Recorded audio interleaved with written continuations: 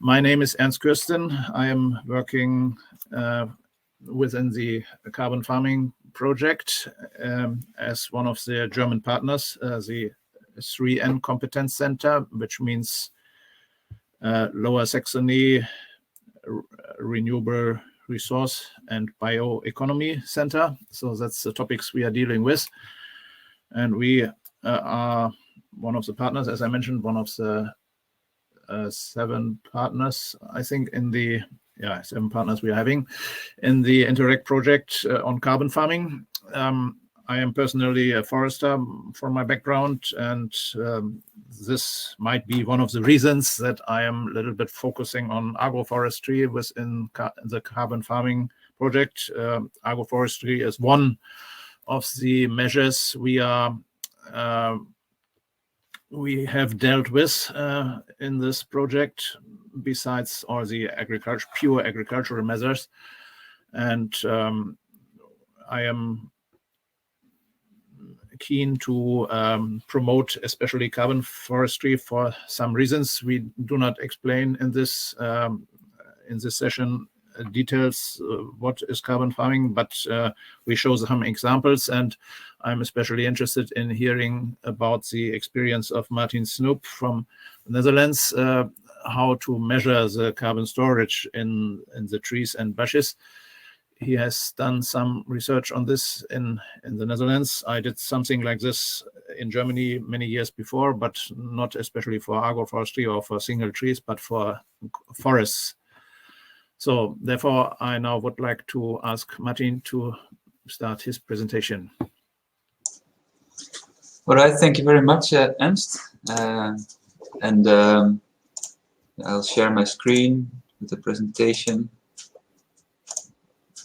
So hopefully it is visible.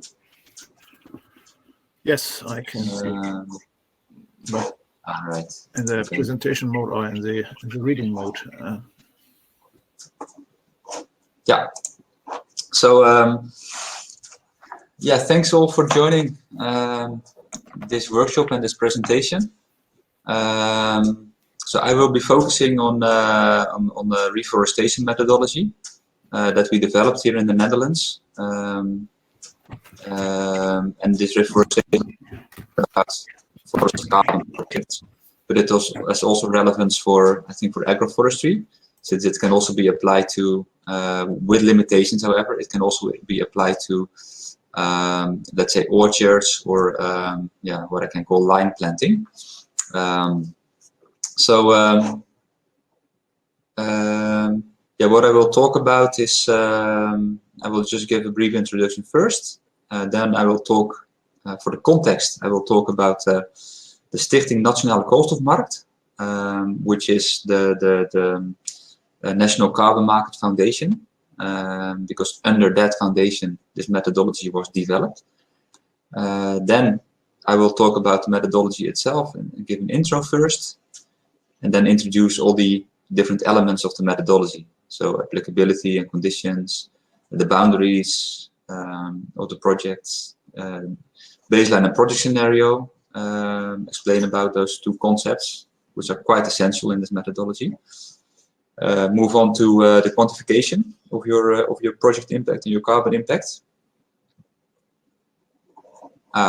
So I get a remark that you can see the editing mode of PowerPoint, not the presentation mode.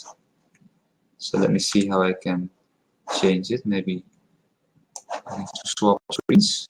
Well, Martijn, change it to the reading mode, which is, well, next to the... Is it better now? No. Well, no. No? Maybe I'll... If you stop sharing and then put it in the reading mode and then start sharing again. Yes, just a minute.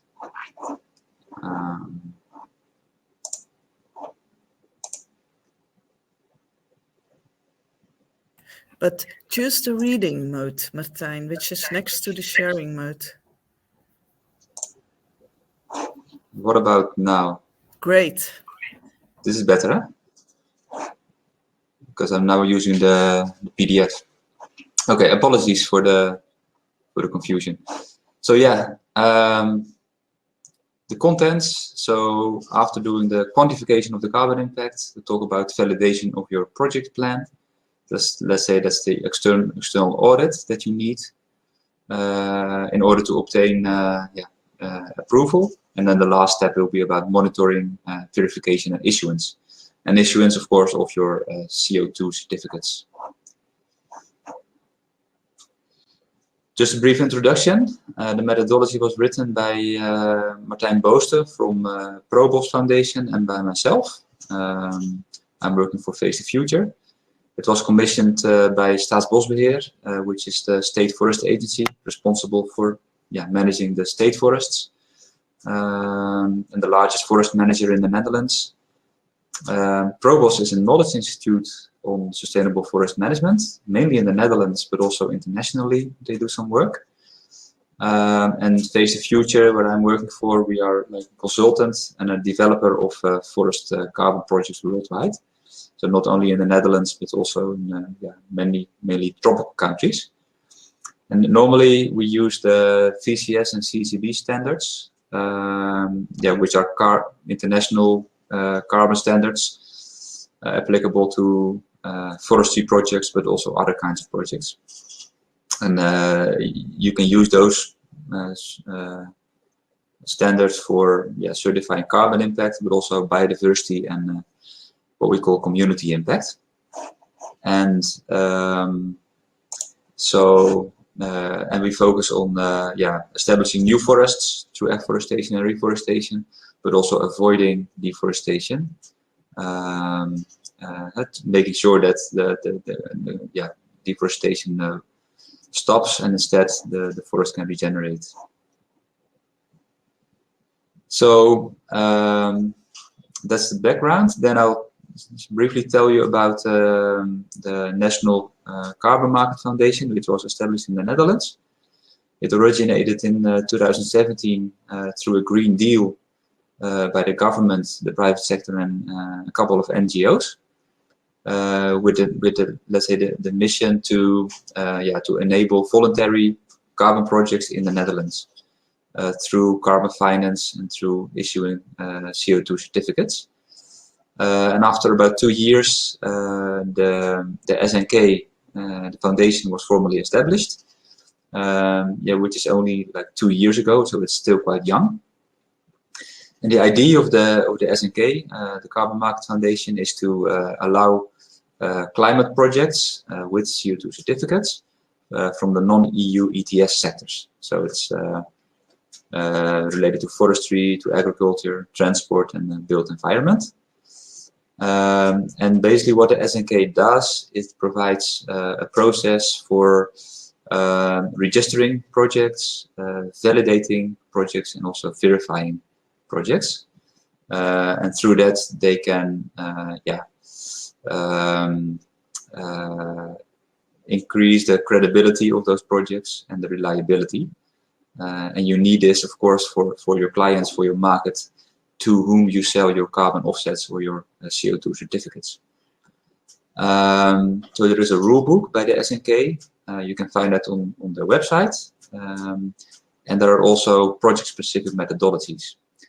And it's important to say that those methodologies are not developed by the SNK itself, but like any organization or party can take the initiative to develop a methodology for a specific project type and submit it to the SNK, which will then, in several working groups, supervise the development of the methodology through a final version.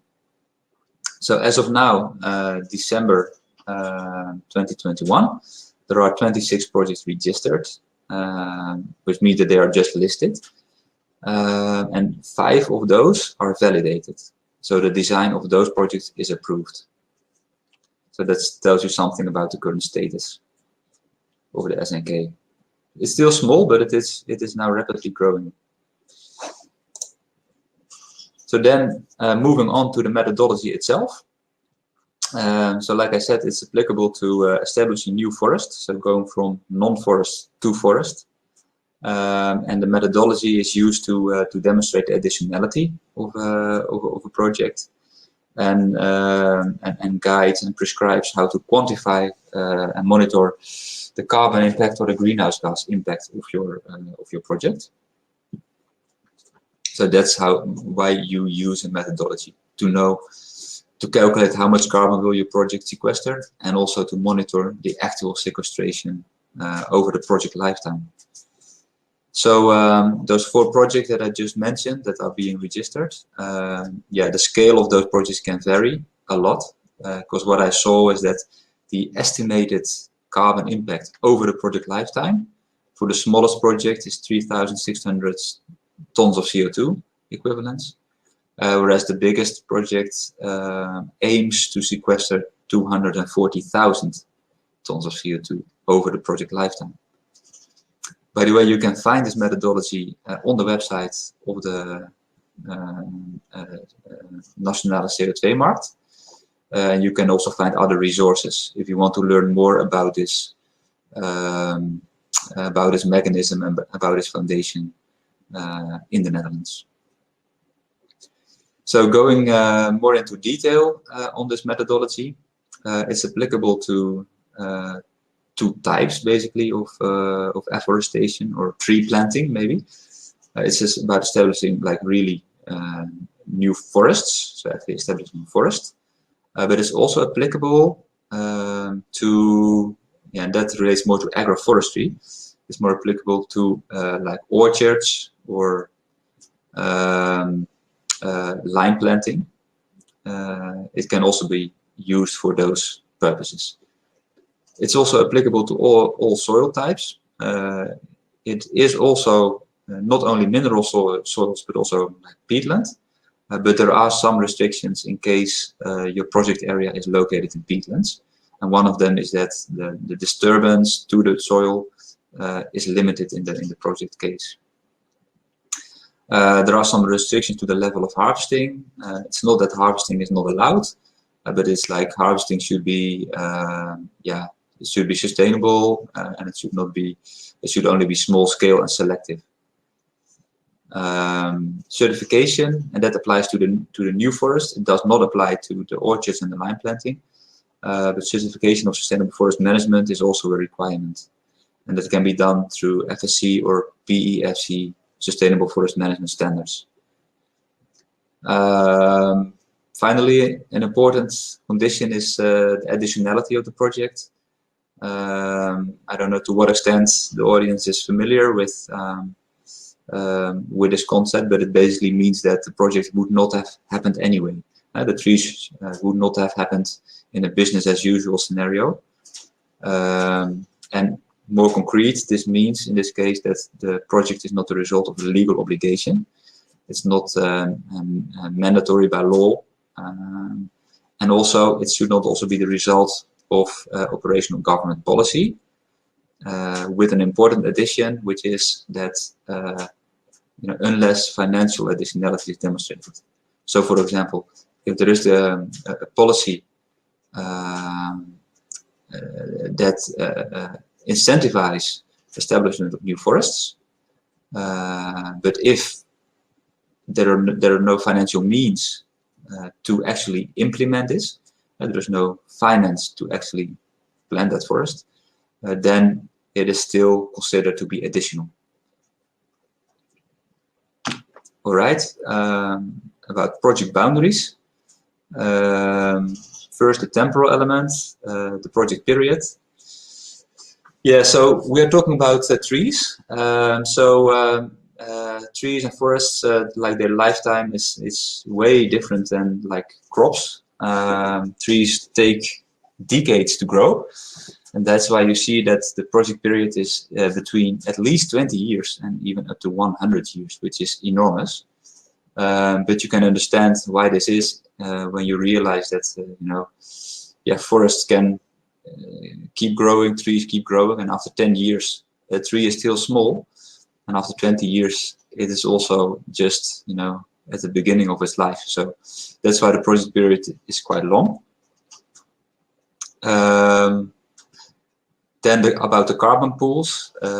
So we distinguish several carbon pools, and 3 of them are included in this methodology, which is the biomass of the vegetation, the stem, the branches, leaves, but also the roots, the below ground biomass. It focuses on litter. I think it's less relevant for the agroforestry part, but more relevant for the forest.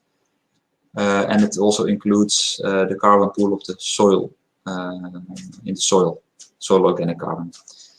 What is not included is dead wood and wood products. Dead wood, because it's maybe not so significant, but wood products was not included. We had a discussion about that within the working groups of the SNK, and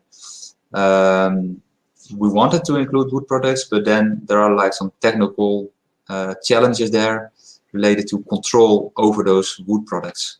So you can have, as a project owner or a project developer, you have control over your project area, but as soon as the wood leaves your project area, you don't have control over it. And that was an argument not to include it there, but maybe in the future we can still somehow also account for wood products. Another element, if you look at the project, is also you need to question or wonder whether you need to also include greenhouse gas sources like fossil fuels, or fertilizer, or biomass burning. And in this case, it's not included, just to simplify the methodology and also to make the methodology more conservative. Then I will briefly talk about the baseline versus the project scenario. This is a very key element of a carbon project in general. You want to know, of course, obviously, what is the carbon impact of your project, of your forest project. And this is determined by, on the one hand, the carbon stocks in your baseline scenario, and on the other hand, the carbon stocks, the development of carbon stocks in your project scenario. And you see that illustrated in this graph, where you see the x-axis, which represents time.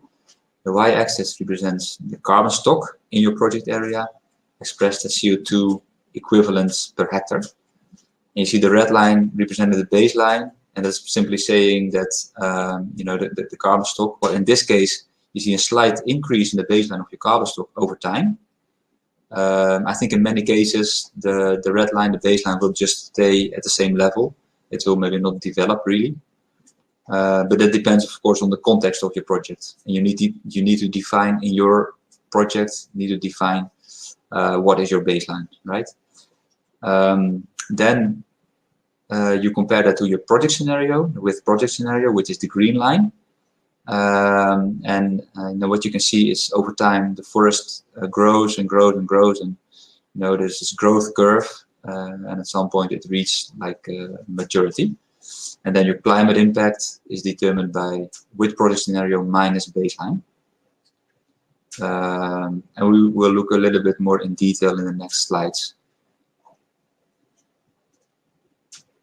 So you want to quantify upfront before you start your project. You want to know how much carbon do you expect to sequester and what's going to be your net carbon impact. This is also a requirement by the methodology. And you make this ex ante quantification. There are several approaches on how to do this. And in the methodology, we present several options. I won't go into detail there because it can get quite complicated, and the time for this presentation is quite limited. So just to mention that there are those 3 different options to quantify your tree biomass. You can use the biomass expansion factor, parametric equations, or any other innovative approaches that we don't have available yet, but that could come up in the future, as long as it meets like the statistical requirements, that it can provide you with an accurate estimation of carbon impact.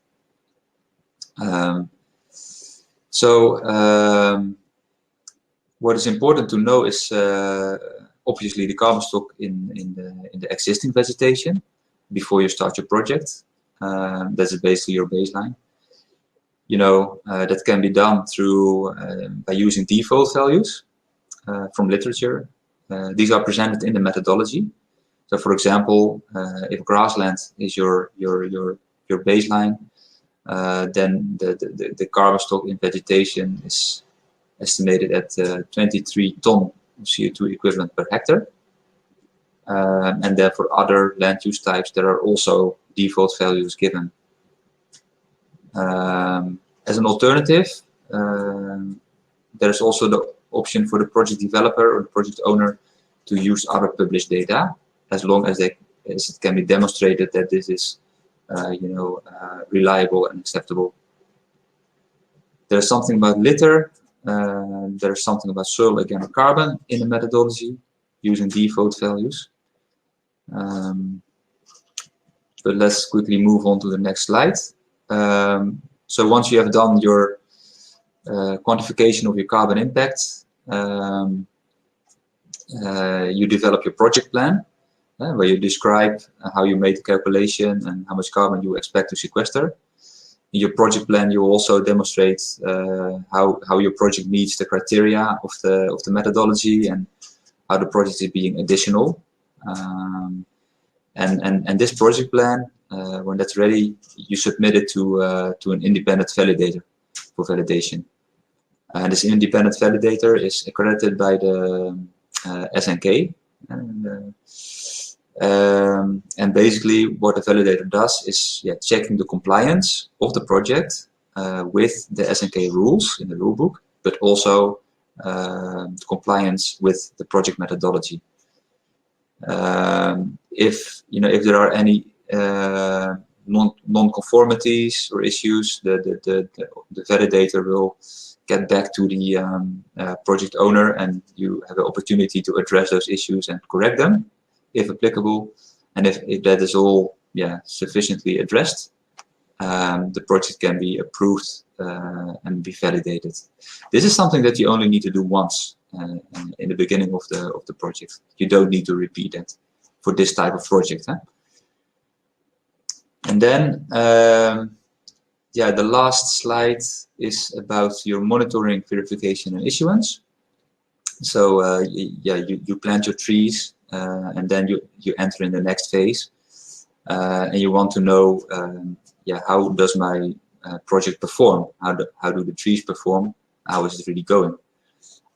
Because that will determine how much carbon will actually be sequestered and how much CO2 certificates you will actually be given, will be issued under the SNK.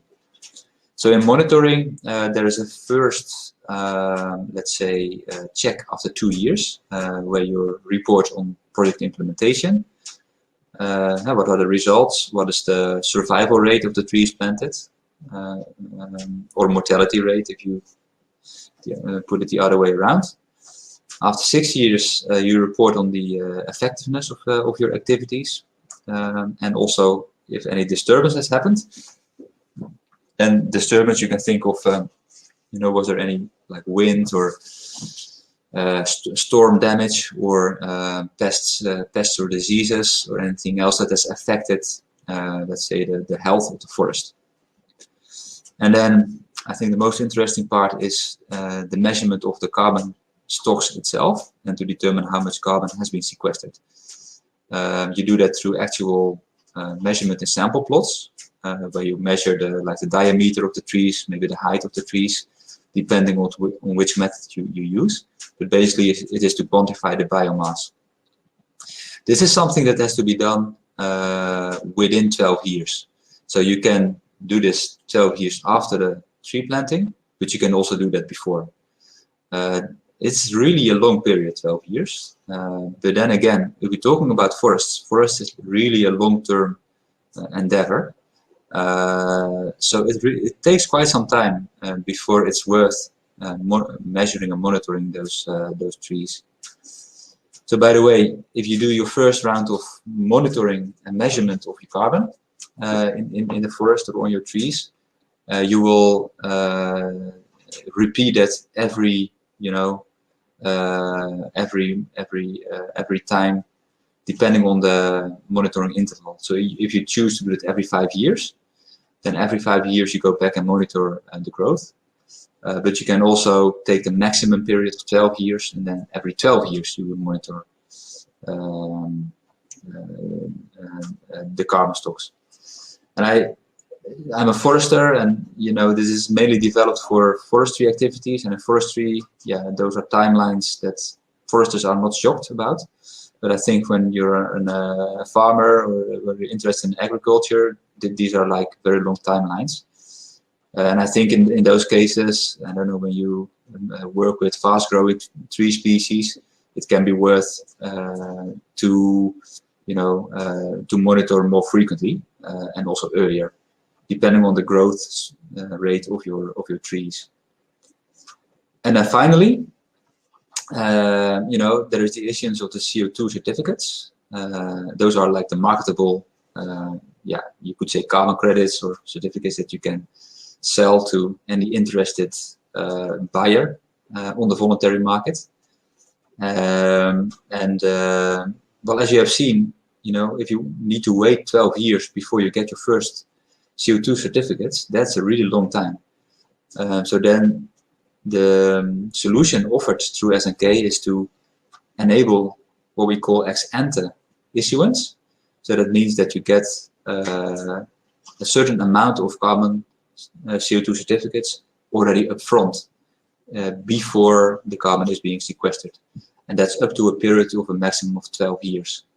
So for example, if I plant right now and I have done my carbon calculation of how much I sequester, then I can request an issuance for the next 12 years.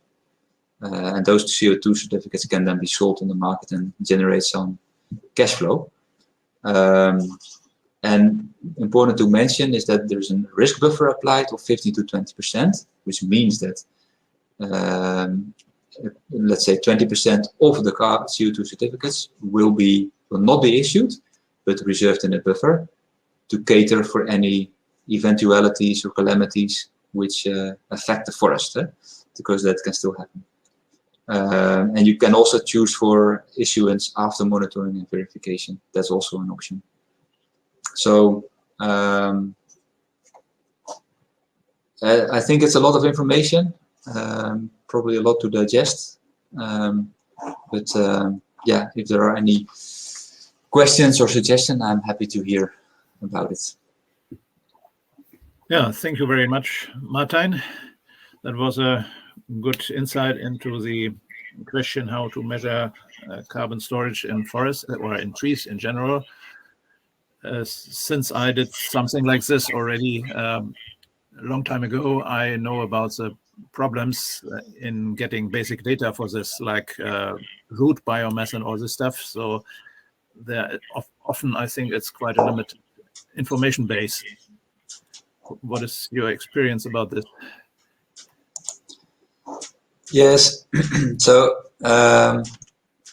we try to get as much default values as possible in this document based on literature. So I'm now showing the methodology document itself, and as you can see, for example, because you're talking about roots, for example. Let me see. So we included tables based on the existing literature. So for example, this is a table with the biomass expansion factor, where you can convert, let's say, cubic meters of stem volume. If that is a known variable, you can convert that to carbon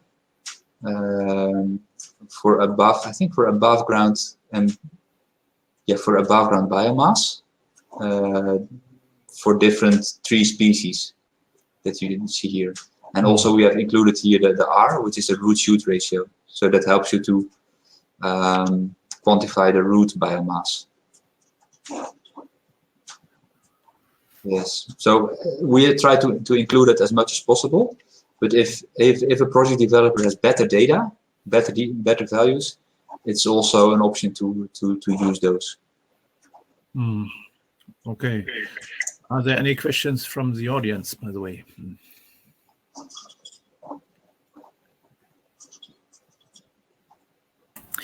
Well, Ernst, do you see the questions in the chat? So now I see them. Yeah, there have been some questions. First question on if it is available in English, Martijn, or maybe a summarized version. At this stage, not, because it's completely focusing on the Dutch context. So it's right. It's only available in Dutch. So unfortunately, it's not available in English. But I know there are other methodologies, CDM methodologies, for example, that are available in English for afforestation and reforestation projects. So there are also like English. But it's not this one, but other methodologies. Okay, and then there is a second question on, well, you already referred to this, but that for farmers, 50 years is a long time to maintain the trees. So is there another solution for that? Yeah, I think so. I'm referring to agroforestry. Yeah? Yeah, if you talk about agroforestry, I think 50 years is really a long time. I think it's a little bit different from a forest. So I think in agroforestry, but yeah, maybe Ernst knows more about this specifically. But I think the trees you would include in an agroforestry system, probably, because there is a lot of light available, growth is better, is quicker. So maybe you can already have quite an impact after 10 or 20 years, for example. Well, and then there is a question what to do if is it a problem when after 50 years a farmer cuts down the trees? Yeah, so there are some conditions there. There is a condition in the methodology that specifically for let's say tree planting outside forests. So for example, by agroforestry, that the project owner commits itself to maintaining the trees or the planting for at least 50 years. So that's a condition that is put there to ensure the permanence of the current stock. So they are allowed to cut them after 50 years and probably have to replant, or? Yes. After 50 years, the idea is to keep it longer, but yeah, there is a limit to what you can ask. So there it was sort of decided to keep it at 50 years. So after that, yes, you can cut the trees down. But I think, in general, and I think we have heard that before during this conference, is that the idea is also that farmers or project owners see the value of the trees. And that's part of a sort of sustainable system, and that they're intrinsically motivated by seeing the benefits, and therefore replanting also the trees.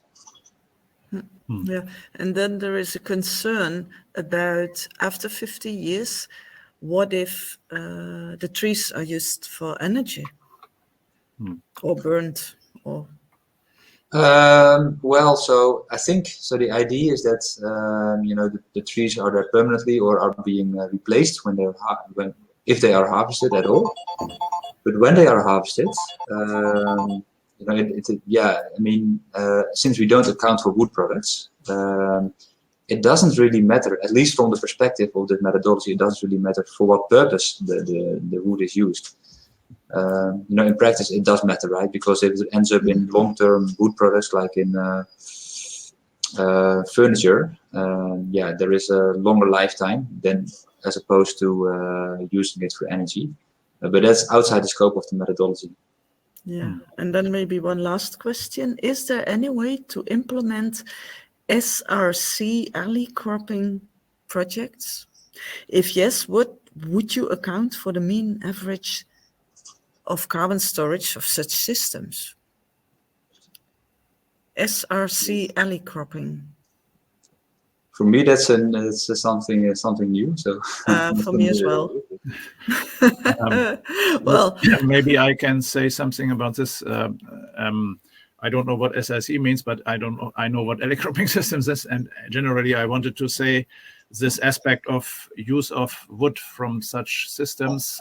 I personally would short rotation copies. Yeah, that's true. Yeah, I should know. I would always integrate the idea of use and calculate with a medium value for the average lifetime of the standing volume, so to say. So if a short rotation coppice is cut after 10 years, so I would calculate the mitigation effect with the average carbon storage in age of 5 years, something about this. So then it would not become very big at the end, but it's at least reliable. I mean, it's a medium value, and maybe not always the entire area would be cut in the same year. So we will get some kind of a medium storage. I will show some pictures in my presentation which make it obvious what I mean. That's always also included in the methodology, by the way. So that's just average storage capacity. But I can't say how much it is right now. It depends on the system in general. So, okay. So since there are no more questions now, I would like to give my presentation now. Thank you very much, Martin, again. So this was a very good insight into these methodologies, which we also want to apply for agroforestry from my point of view, which is not being done at all right now in Germany, at least I know, and therefore it was a need to learn what's going on elsewhere. And now I want to give a short overview of what is going on in Germany regarding agroforestry at the moment. And my presentation should be opened.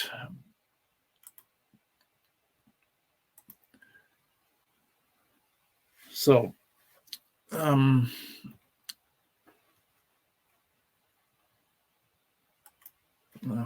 can I go on? So, yeah, I just want to give a short overview of what are the existing historical kind of agroforestry systems in Germany, what is being done newly these days, and what we hope or expect for the future. I just added this picture because yesterday was a very important day for Germany, not only because we got a new government, but also there was a very interesting conference parallel and timely, not at the same time as our own carbon farming conference. So I had the chance to have a look there. This conference was focusing on an aspect which we surely did not keep in mind all the time when we spoke about agroforestry and carbon farming. It's not only about carbon storage we were reminded of, but the entire vegetation of a landscape is very much influencing the water cycle in an ecosystem, and the water itself, I mean the vapor and so on, is influencing the temperature and the climate locally and generally. So this aspect yesterday was made very nicely clear by the organizers, and we have to integrate this in the future in our ideas of developing agroforestry systems. So for me, it was a good reminder to this topic, and even though some people are already having this in mind, but by far not the most. So this just as a short remark. Now coming to the traditional systems we are having in Germany, this orchards or fruit tree with grassland below are still existing in many places in southern Germany, but they were very widespread until, let's say, the 60s, so 50 years or 70 years ago. Then even farmers got money to remove these trees to create place for the machinery and so on. So this was a very widespread system, which combines fruit production and grass production or pasture for animals. On the right hand, there's something about the topic I just mentioned, the average storage. So in northern Germany, we widely have these wall hedges still existing. And here you can see it in use, so to say.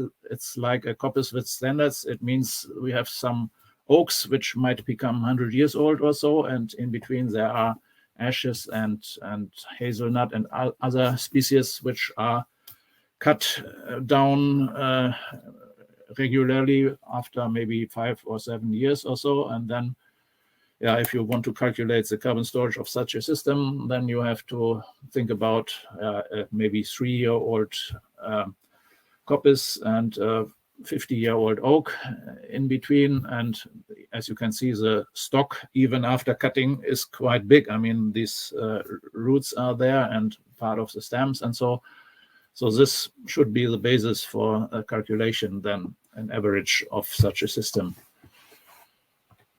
Though then in some areas you find hedges just for a little bit of biome for birds and insects and shadow and improving the landscape. And this pollarded trees was widespread in earlier times, and nowadays it's quite rare, but I think it's a nice alternative to short rotation coppice, because then you don't have problems with deer eating the young stems and so on. So this should be kept in mind, that it might be, and also you have kind of trees which are regularly pollarded, so the shadow to the neighboring fields can be managed nicely. So therefore I'm suggesting that this type of tree management should be more reinvented. So in some areas you even find shelter belts for wind protection. These pictures are taken close to my home here in Hanover. So it's existing, but it's not regularly replanted, or somewhere it had been planted maybe 40 years ago and it's still there. Another thing which you can find once in a while is some riparian buffers. This is something which should be reinvented very much, because it's a mean to reduce the inflow of nitrogen from the adjacent fields. This is something which is very necessary from my point of view in Western Lower Saxony, to clean up the rivers by trees. But yeah, it was an historical way of using river beds by planting Alnus and other water-related trees, so to say, but yeah, not so widespread anymore. So now, but since 2 years now, we are having some strong development, let's say. 2 years ago in Berlin, the DEFAF, German Association of Agroforestry, was founded, established. I am a founding member myself, and this organization has done a good work in the political scene the last years. And on the website, you can find a map with the existing agroforestry plots, so to say, in Germany. This is only the northern part of Germany.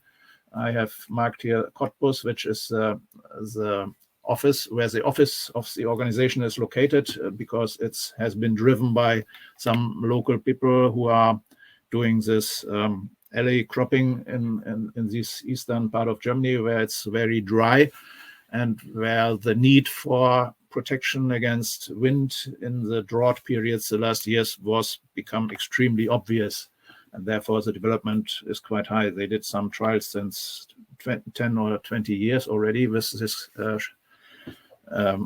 alley cropping systems, and there are many specialists are working there. And then some other universities, these science here, where there are research institutions, universities who are doing some trials. And the blue dots are the farmers who are doing something. And some of them I have visited the last year and showing what's going on. This is this alley cropping system in the east, where near Cottbus. There we had a field trip. It's looking not very nice because it was in winter and nothing green there, but you can see the system.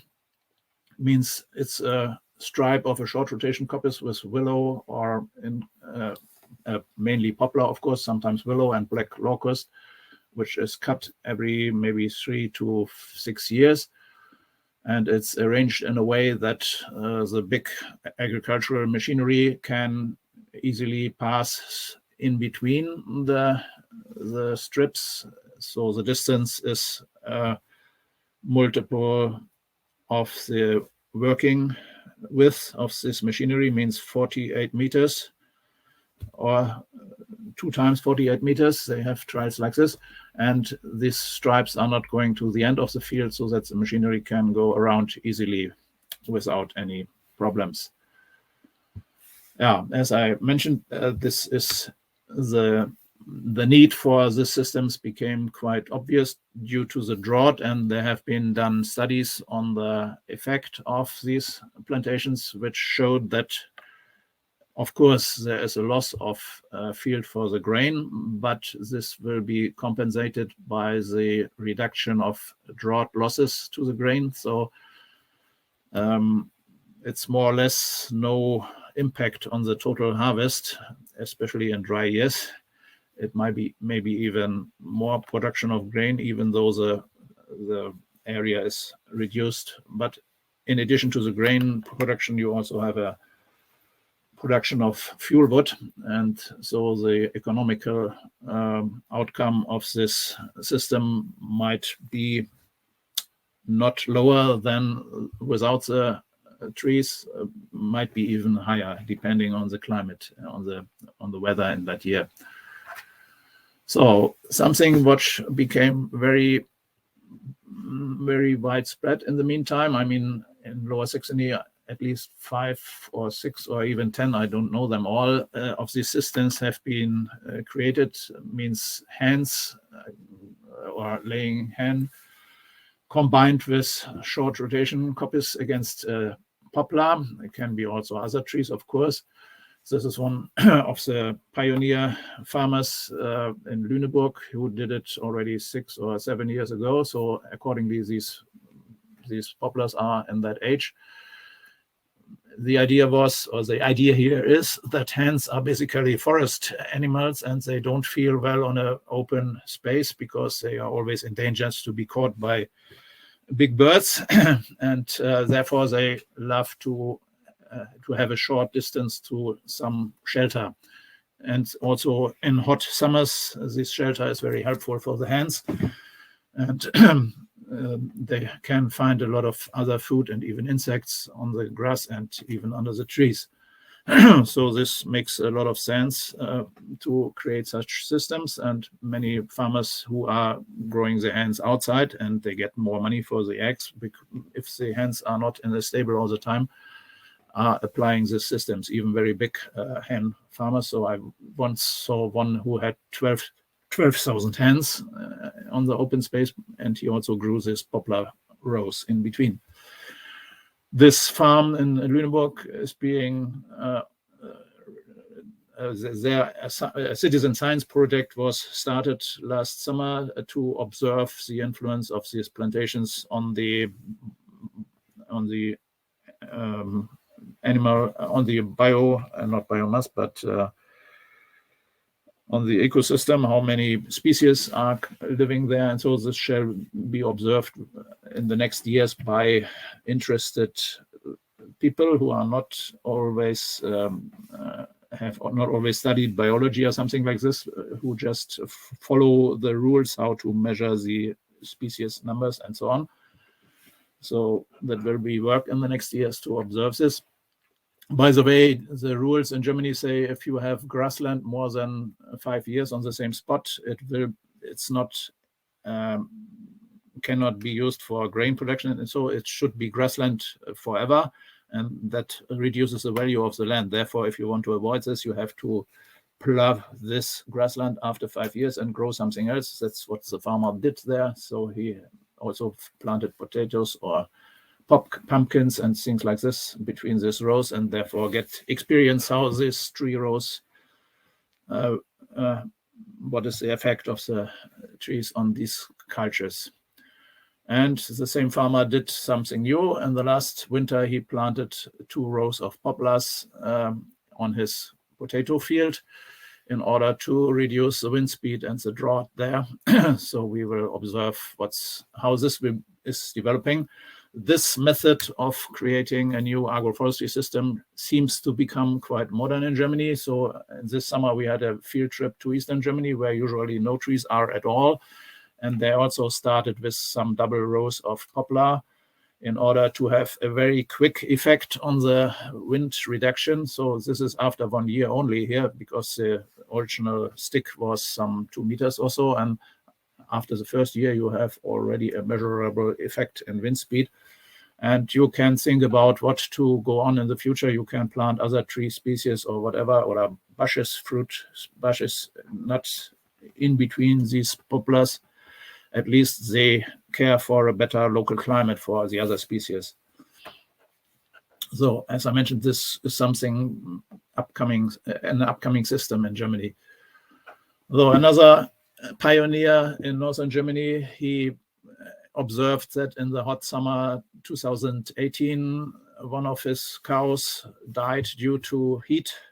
So if they only have a big open space like this, they have no chance to get a shadow somewhere. Therefore, he planted shadow trees like chestnut on the field, which had to be protected against the cows, of course, very well, and against mice.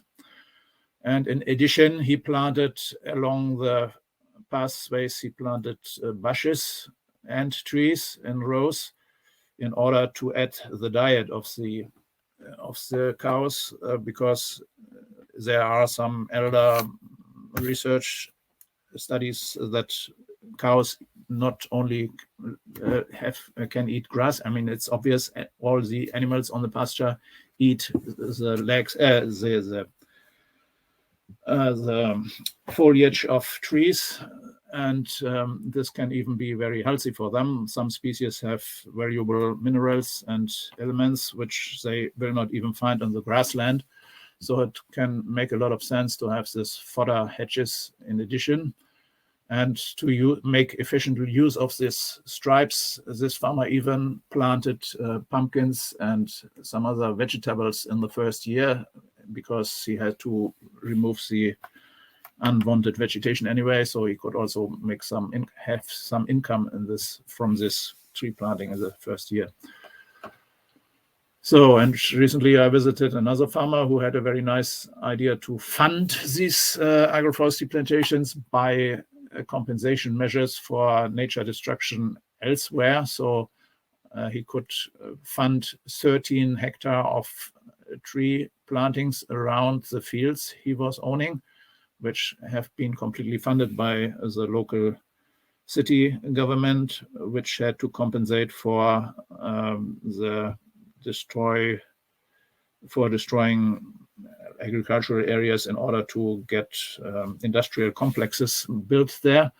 So according to the German law, if you destroy nature, you have to replace to improve something elsewhere, and this money, which had to be paid then, can be used for the funding of agroforestry systems as well. And they made nicely use of it, just at first to surround their fields with trees, and later he is going to plant chestnut and other nuts, which he is already growing in his backyard, on the fields themselves, and then have even cattle and hens there. So yeah, it is an adventure, I think, to start such a system, but he is trying, and he has read these books here, and especially regenerative agriculture gives some very interesting data on how to live from a small farmland by using trees and everything. So I have to read this. So another young couple, the example just now was also a very young farmer. Here we have another example. They are completely relying, or they want to completely rely on chestnut production in a mountainous area where formerly only how is this this red, small red fruit. No, I miss the English word. So this kind of trees,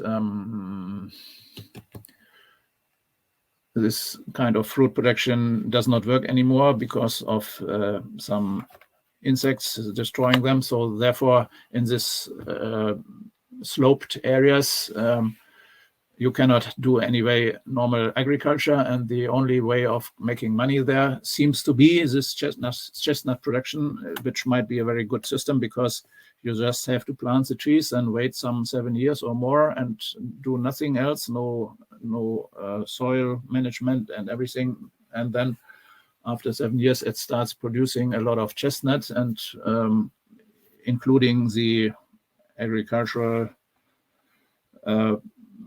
money you get per hectare, you can really, it sounded very nicely, the financial future for them.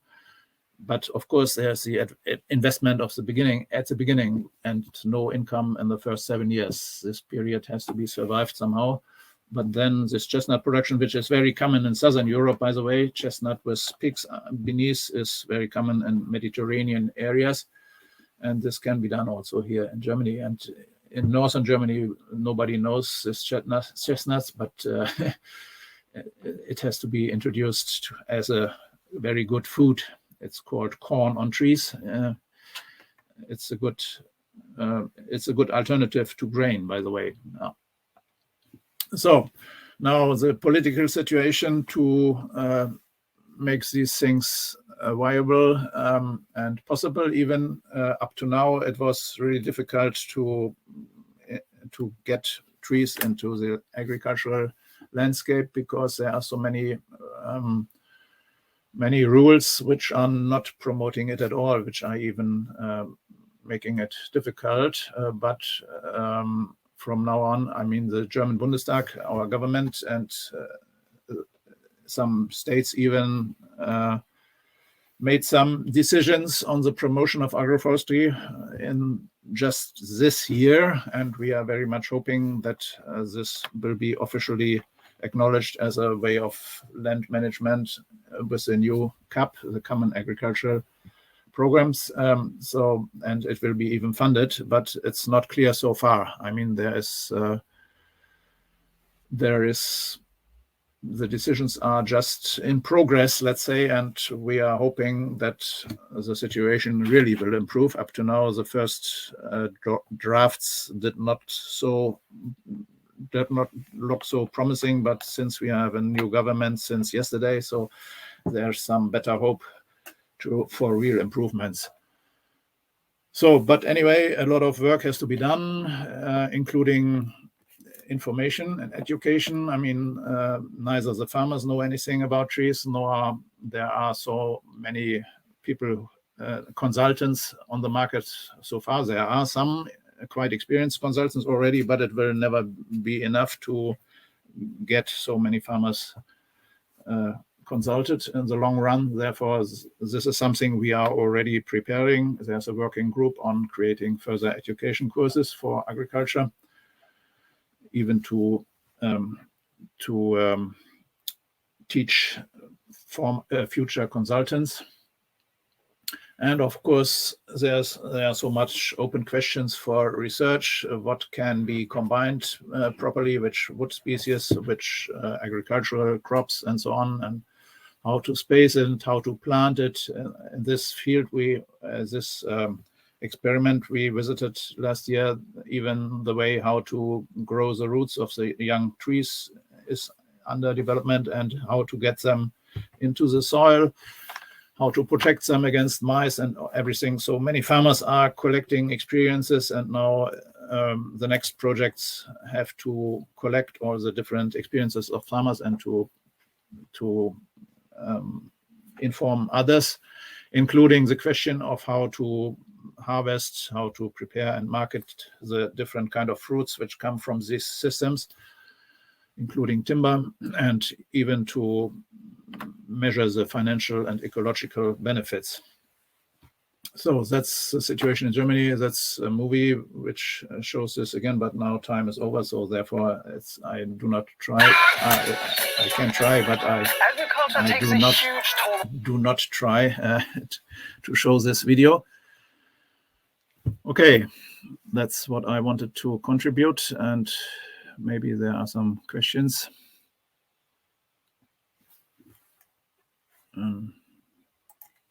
Well, I don't see any, let's say, unanswered questions. No.